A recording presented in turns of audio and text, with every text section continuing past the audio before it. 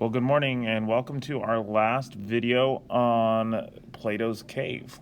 And super excited to finish this with you. If you recall, in our last video, we talked about this idea that Socrates is saying that people would rather stay outside the cave than inside the cave. Once they have gone to see the outside world up here, represented by this picture here, right?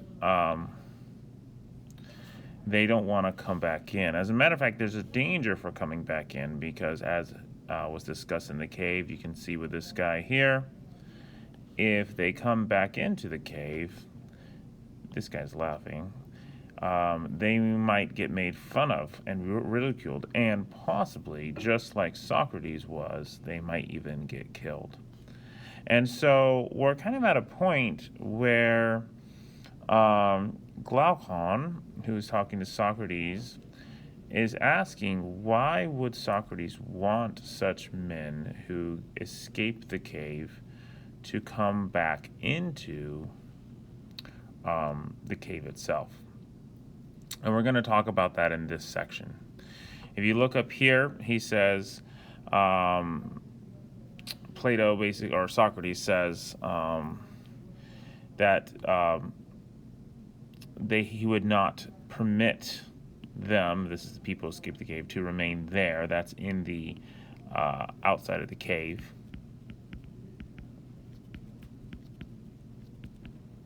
Okay. And he's saying that they need to be willing to go down again among those prisoners and share their honors and labors. And remember, this is dangerous. So you could see why God can say, what? Are we going to do them an injustice? It's unfair to make them live a worse life when a better is possible. And so this is going to be Socrates / Plato's response to that. So let's go and start. He says, my friend, have you again forgotten? I said, this is Socrates, or Plato via Socrates. That is not the concern of the law that any one class in the city fare exceptionally well, but it contrives to bring this about in the city as a whole, harmonizing the citizens by persuasion and compulsion. So this is persuading and this is forcing, making them share with one another the benefit that each is able to bring to the commonwealth. And it produces such men in the city not in order to let them turn whichever way each wants, but in order that it may use them to binding the city together. So this is basically saying, look, the goal of the city is unity. All right, I apologize. I lost my train of thought. I had a distraction here.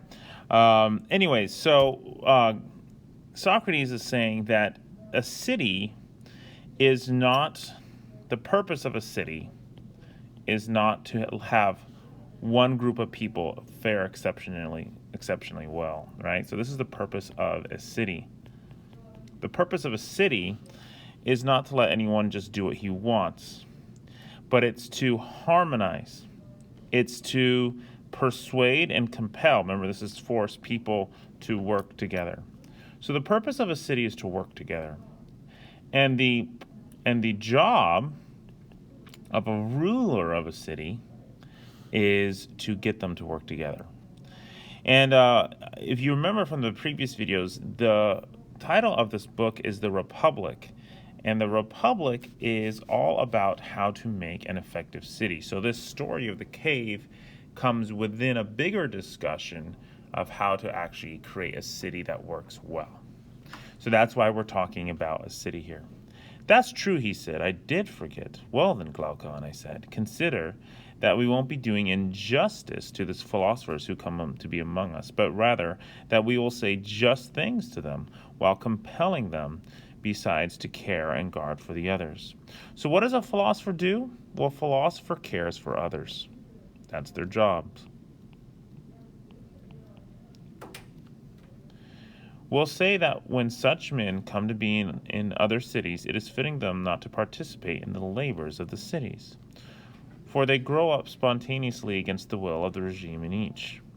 And the nature that grows by itself and doesn't owe its rearing to anyone has justice on its side when it is not eager to pay off the price of rearing to anyone. Right here in that one section here is that Socrates is saying that it is best if a ruler owes no one. Why? Well, because then they can truly have the freedom to do what they think is right. But you we have begotten for yourselves and for the rest of the city, like the leaders and kings and hives. You have been better and more perfectly educated and more able to participate in both lives. What two lives here? Well, this is the life in and outside the cave.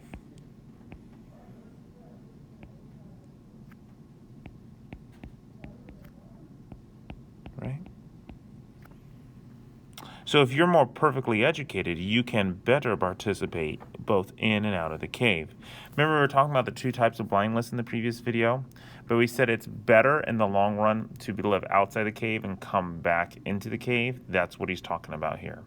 If you've been outside the cave, once you adjust the inside of the cave again, you can live both lives better. So you must go down, and each in his turn into the common dwelling of the others, and get habituated, get used to the area along with them to see the dark things. And in getting habituated to it, you will see 10,000 times better, how's that for some sarcasm, than the men there.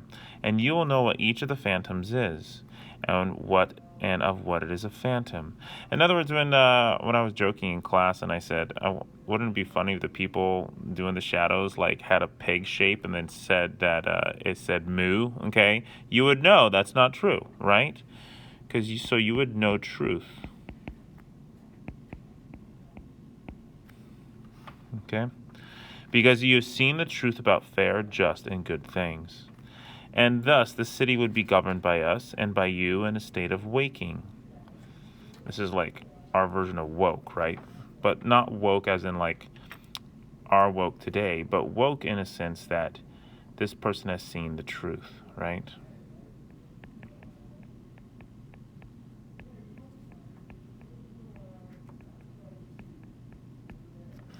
Not in a dream, as many cities nowadays are governed by men who fight over shadows with one another and form factions for the sake of ruling, as though this were some great good. But the truth is surely this, that a city in which these people are going to rule are least eager to rule is necessarily governed in a way that is best and freest from faction, while the one that gets the opposite kind of rulers is governed in the opposite way. In other words, the king, the ruler that Socrates wants, is a ruler that does not want to rule. So the best rulers do not want to rule. Another way of saying this is we always talk about climbing the ladder of power, right? The pursuit of power. Well, for a good leader, ruling is less about climbing the ladder of power and more about using their knowledge to help the people beneath them. So on one side you have a ladder. This is the ladder to power. This is gain for yourself. On the other side, you have a person, and I'm going to do a terrible job drawing it, I'm sure, stooping over and helping another person up. Right? Or maybe another thing we could say is they're coming out of the cave. That makes sense, right? The best rulers would be rulers that aren't trying to gain power for themselves, but instead are focused on helping other people beneath them. Most certainly, he said. Do you suppose our pupils will disobey us when they hear this and be unwilling to join the labors of the city, each in his turns, while living a greater part of the time with one another in the pure region? So Socrates is saying this, listen, if we have enough of us who are philosophers, we don't have to spend the whole time down there.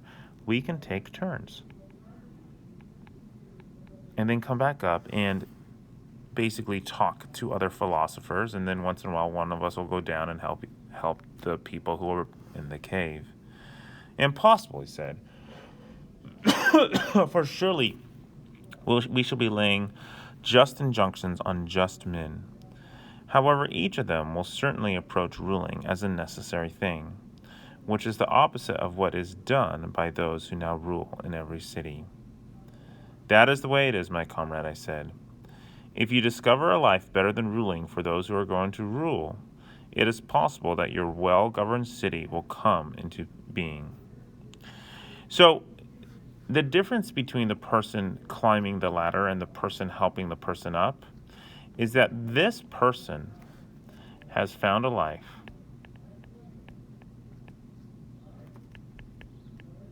better than ruling. In other words, they're ruling not because of the power it gives them, but because they feel like it's their responsibility to help other people. So if you have a life better than ruling, then ruling isn't the end all. And now you can be free to actually try and be a good ruler. For here alone will the really rich rule. Circle that because we'll talk about that in a second. Rich not in gold, but those riches required by the happy man, rich in good and prudent life. But if beggars, men hungering for the want of private goods, go to public affairs, supposing that in them they must seize the good, it isn't possible. Then ruling becomes a thing fought over, such as war, a domestic war, one within the family, destroys these men themselves and the rest of the city. So what does it mean to be really rich? Well, it's not in riches. You're rich by living a good and prudent life. And if a person is rich in that way, then they will be good rulers. But if a person is not rich in those things and they go into ruling with the desire to get private goods, then this is what's going to happen. War, domestic war, or even wars within the family will happen in order to gain power. And we've seen that thousands of times throughout history. That is very true, he said. Have you, I said, any other life that despises political officers other than that of true philosophy? No, by Zeus, he said, I don't. But men who aren't lovers of ruling must go to it, otherwise the rival lovers will fight. This is just restating this up here, right? If you don't love ruling, you must go rule. Otherwise, you will fight. All right, moving on to the next page. Who else will you compel to go to guarding of a city than the men who are most prudent in these things, through which the city is best governed, who have other honors and better life than the political life? So once again, just kind of restating it. Who would you want to govern a city other than people who know how to best govern the city and have honors and a better life rather than the political life?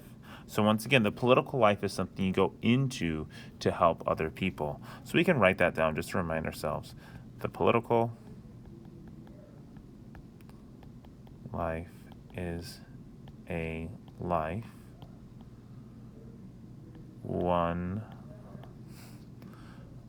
pursues to help others. Do you want us to now consider in what way such men will come into being and how one will lead them up to the light, just as some men are said to have gone from Hades up to the gods? How could I not want to? So they're going to consider how you bring men up from the cave. So I guess we should write that down. How to bring men. And they're little, you could do and women, though they probably wouldn't have said it back then, from the cave. They were a little sexist back then. Men were the rulers. Then, as it seems, this wouldn't be the twirling of a shell, but the turning of a soul around from a day, which is like night to true day. And it is that assent to what is that we shall truly affirm to be philosophy. So once again, philosophy is finding the good. The good, which is, we said this before, truth. And then you could even put that word in there, The truth is what is. Note here, just for those of you UBU kids, it's not what you feel, it's what is. Most certainly. Then mustn't we consider what studies have such power? Of course. What then, Glaucon, would be a study to draw the soul from coming into being? And as I speak, I think about this. Weren't we saying that it's necessary for these men to be champions in war? So this is the first thing that he says that these young men need to be. They need to be champions in war. It is very Greek. And in a sense, war does make very, very strong people. If you can do well as a commander in war, you develop a lot of the skills that you need to rule. So commander in war, or a champion in war. And that would be an interesting discussion to say, is that really a requirement? But according to Plato and Socrates, it is. Yes, we are saying that. And the study we are seeking must have this further characteristic in addition to the former one. So there's one more thing. What? It mustn't be useless to warlike men. Of course it mustn't, if that can be. So they're going to find one more thing. They're going to say a couple things real quick that it isn't, though. Now, previously, they were educated by us in gymnastics. This is sports, which is like war in a lot of ways, and music. That was so. And the gymnastic, of course, is wholly engaged with coming into being and passing away, for it oversees the growth and decay of the body. So, once again, we could say working out. Sports, working out. I would say probably sports is closer, though, because the sports, the teammanship and the working together is probably more in line of what Plato was thinking here. It looked that way. Now, so it wouldn't be the study we are seeking. So sports is not it. No, it wouldn't. And is music, so far as we described it before. But it, he said, was the antistrophe. Antistrophe is just the second verse. So it's second. It's underneath gymnastics. And if you remember, educated the gardens through habits, transmitting by harmony a certain harmoniousness, not knowledge, and by rhythm a certain rhythmicalness. I don't know if that's a word, but it's there. And connected with it were certain other habits, akin to these, conveyed by speeches, whether they were tales of speeches or of a truer sort. But as for a study directed towards something of the kind you are now seeking, there was nothing of the kind in it. In other words, music is useful. It teaches rhythm. It teaches order. But it's not what Socrates and Plato are looking for here. Your reminder to me is quite precise, I said. For really, it is nothing of the sort. But Glaucon, you demonic, I think he's teasing a man, what could there be that is like this? For surely the arts, for all the arts surely seem to be mechanical. Certainly they are. And yet what other study is now left from music, gymnastics, and the art? Now a key word here is mechanical. Because remember, Plato believes that the outside of the cave is not physical. It's spiritual. So the mechanical automatically makes this lower. So the arts are lower, and we're going to have a whole reading, I think, this year on how the arts are secondary and not to be pursued as much as the other things because they're mechanical and they're lower. So it's not an arts. So I guess Mr. Troop with his history and English degree, well, I guess it's philosophy, so I guess I'd be okay. But we need to find something else. Certainly they were, and yet, what other study is now separate from music, gymnastic, and the arts? Come then, I said, if we have nothing left to take besides these, let's take something that applies to them all. So this one thing is going to apply to everything.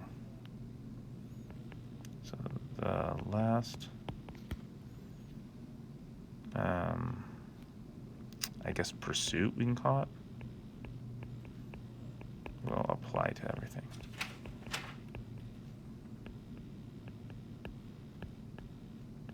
Sorry about the spelling and the messy handwriting. For example, this common thing that all kinds of art, thought, and knowledge use as a supplement, so it uses to help them to themselves, a thing that is necessary for everyone to learn among his first studies. What is it? the lowly business, and this is sarcasm, because Plato definitely does not think this is lowly, of distinguishing the 1, the 2, and the 3. I mean by this succinctly the number and calculation.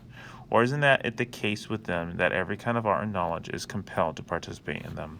Very much so, he said. The art of war, too, I said, most necessarily. So the key here is that Plato thinks that mathematics, this is mathematics, is the second pursuit that a ruler should focus on. So you have war and mathematics. And if you remember in the video at the beginning that at the top of Plato's school was, I don't remember the exact words, but it's basically said, let all who enter here study mathematics. So according to Plato, mathematics is incredibly important. And we'll understand this a little bit better when we go into his idea of the outside world, the idea of the forms, because he's right that the arts are mechanical, but mathematics, well, if you know math, you can predict a lot of the physical through the through thought processes. So for Plato, mathematics is basically one of the keys to the outside world. All right, we'll pick that up later, though. We're done with this packet, so we'll go ahead and annotate and turn this in. Thanks. Bye.